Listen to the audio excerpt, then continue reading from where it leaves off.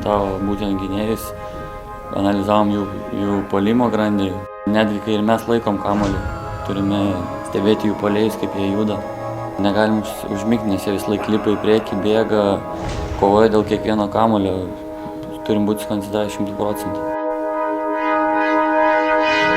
Panevėžio Ekranas intensyviai ruošiasi Čempionų lygos atrankos rungtynėms su stipriausia Islandijos ekipa FH. Ypač daug dėmesio komandos treneriai skiria varžovų žaidimo analizei ir jų lyderių neutralizavimui.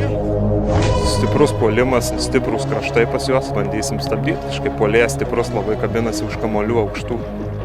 Tai va, sudėti tokį vyrukai. Turite kažkokių slaptų ginklų? Nu, tai neatskleisim. Turim, aišku, kažkokių panaudosim kažką, tai vis tiek prieš. Žiūrim video, analizuojam, turi treneriai sukaupę nemažai medžiagos, kažką pasakys ir stengsimės pasiekti teigiamą rezultatą.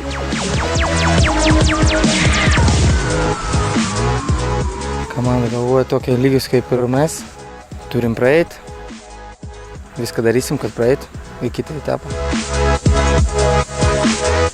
Pirmą rungtynę žaisim namie, savo stadioną, reikia galvoja žaisti savo žaidimą. Jau antrą varžybas žaisim išvykai, tai žiūrėsim kaip ten. Sako, kad geriau išvyką pradėti. Nu, nežinau, burtai yra burtai, pradėsim namie, nu, kaip bus, tai bus, nežinau.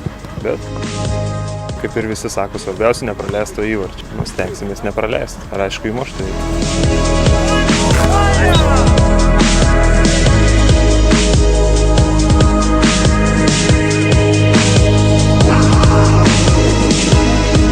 Ekranas ir Islandai pirmąsias UEFA Čempionų lygos antrojo kvalifikacinio etapo rungtynes sužais Panevėžyje.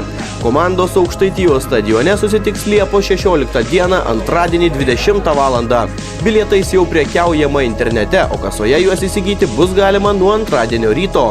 Bilietų kainos 20 ir 30 litų.